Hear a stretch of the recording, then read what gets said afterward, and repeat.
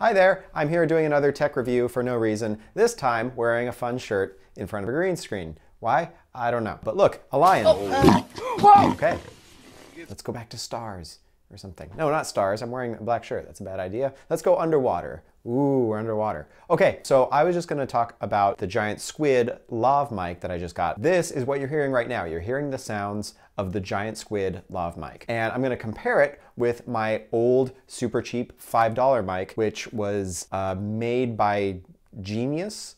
I think it's the Genius MIC-01C or something like that. It's not made anymore as far as I know, but it was super cheap and has been working really well for me. So I've really gotten into lav mics because they're simple and they sound good. If you want to compare, this is the sound of the camera mic, which is pretty far away from me, but it's a pretty good mic for being on a camera. You can hear how echoey and kind of bad it sounds because it sounds like I'm in a living room, which I am. But now switch back to the lav mic, and you see it sounds great. I sound like a sort of professional.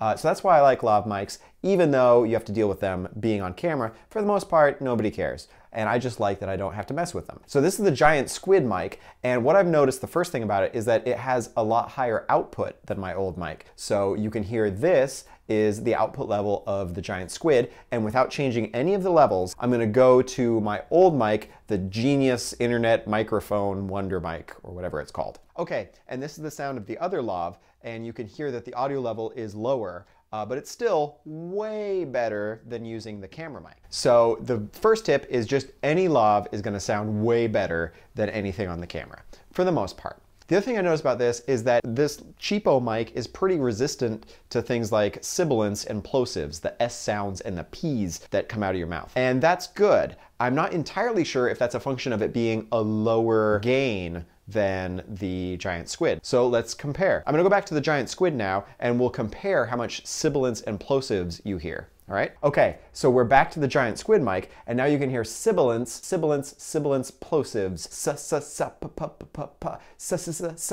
I should say words, probably would be better than fake rapping. Sally sees sibilants around her. You can hear the harshness of the S. Now you can get a little foam screen to go on top of this, which is probably a good idea. It might cut down on the sibilants. It would also help with wind noise if you're outdoors. Another thing I liked about the giant Squid is that you're able to get a right angle plug. And that's nice for something like this. This is my little Zoom H2. It sticks out this way, so if you want to slide it into a pocket or something like that, it gets much easier with the right angled plug. Even easier if you get the H1, which is half the size of this. One thing I didn't like as much was the clip on the mic. Surprisingly, the clip on the crappy Genius $5 mic is this little ball that goes into a socket, and so you're able to move it around in whatever direction you want, and it's great, especially if you're wearing a shirt like this, which is not designed well for lavs. The clip on the giant Squid is just an alligator clip that's been shrink tubed onto it, and it works okay, but it doesn't have the flexibility of something like the ball and socket